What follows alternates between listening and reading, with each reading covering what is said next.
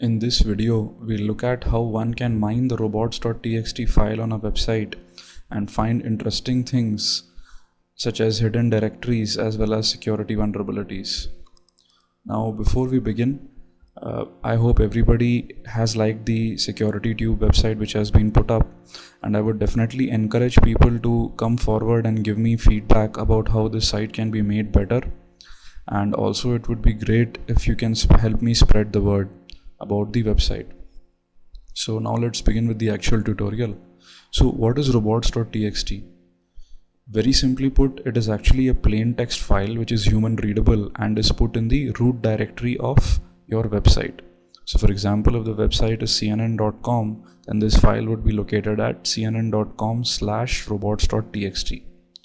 So basically this is meant to serve as a way to instruct automated bots, generally search engines such as Google bots and Yahoo Slurp, to actually know what they should or should not mine. And it is actually written in a protocol called Robots Exclusion Protocol. So basically what happens is all of these search engines just come to your website, find out whichever pages are being linked from the main page and then nested even deeper, and then mine and put it online. So at times website owners and administrators would desire that certain directories may not be included in the indexes of these search engines so that it is not made searchable by people.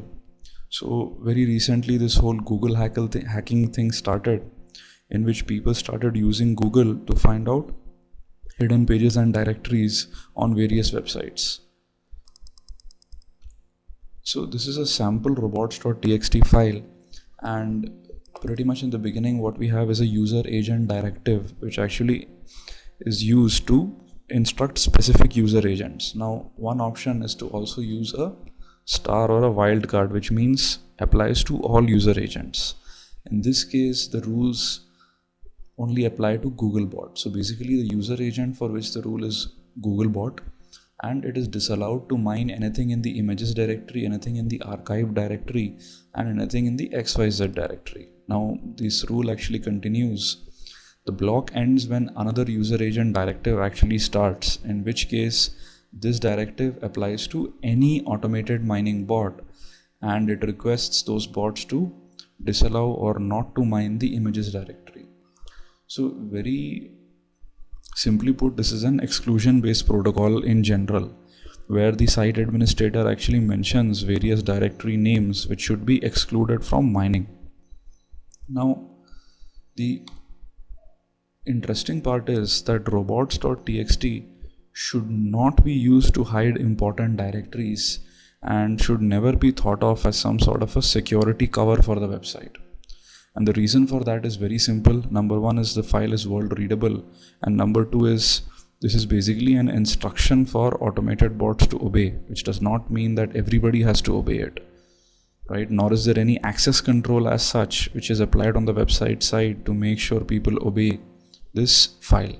So anybody can disobey the rules written there, and on the contrary, it will be easier for a malicious attacker to actually find out which are the hidden directories which the administrator actually wants to protect. So it actually facilitates the job of an attacker. Interestingly, I know how many people actually do not use this as some sort of a security cover. Now, when I looked into many websites, amazingly, it looks like most people are actually still using this as some sort of a security cover or some sort of a way to hide directories. Now this is a listing of a sample website in which, if you notice, very interesting things such as partner extranet, FTP download, protected, and even CVS kind of directories are actually available. More interesting is the part that these directories are not really linked to by any HTML page on the website. So anyway, Googlebot cannot mine this.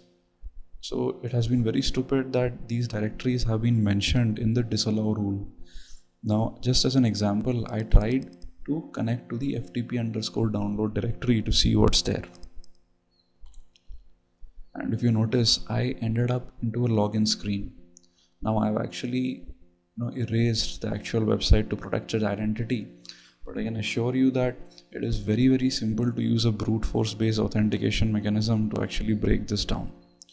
Also, there have been certain directories which I would not want to even list here, because if I list, it might be even easy to mine using Google and other ways, where the FTP listings and the file listings were clearly available out in the open. So the point which I want to make is that do not use robots.txt as a way to protect various directories or hide information from users or search engines. It will just not work. It is just a matter of time before an automated malicious bot mines those directories using robots.txt as a starting point and extracts important or confidential information.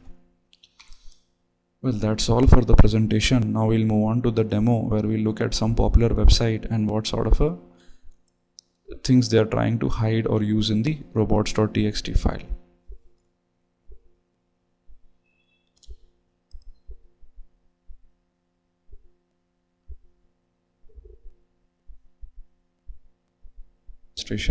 So what I have done is, because we need to mine the robots.txt file from various websites, I have written a very simple program in Python which will actually fetch the robots.txt file given a website and display it onto the screen.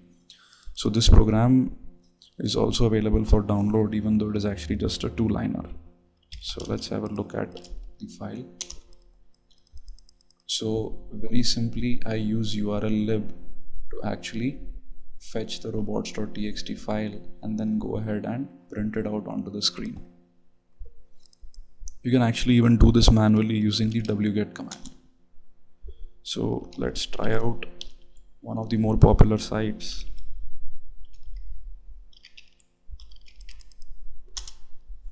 CNN.com. Okay, so the robots.txt file has been dumped onto the screen, and if you notice here, there are some very interesting looking directories. The first one which is interesting is beta, right, which actually means probably CNN also runs some sort of a beta site, CNN beta, where it is trying out various new things. Probably, I mean, I haven't seen what's out there, and I would advise you strongly also not to do so.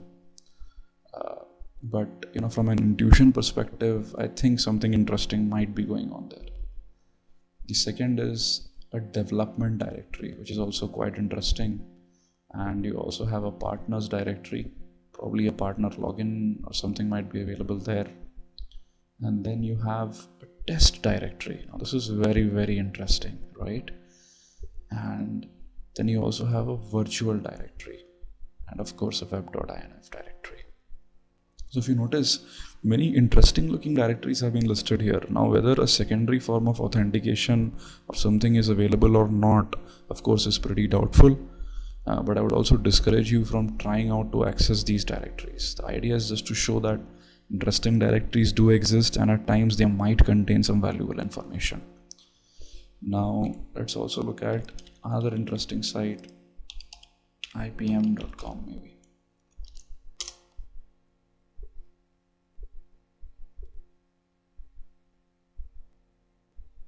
Okay, so let's scroll up. IBM actually has quite a large robots.txt. So immediate thing of interest which catches the eye is there is an admin directory. Now this is interesting. And then you also have some sort of a data directory. And if you scroll down, we also see a temp directory.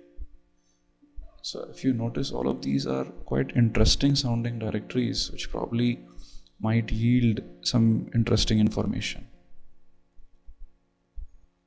So well, that's all. The idea was to show that robots.txt does contain sensitive information at times, though in many cases the directories might also sound very interesting, but there might not be anything interesting out there. But the point remains that administrators and webmasters should not use robots.txt to hide any information, and if they do so, then probably, you know, it's just a matter of time before somebody is going to exploit it. Well, that's all for this video. Thank you very much.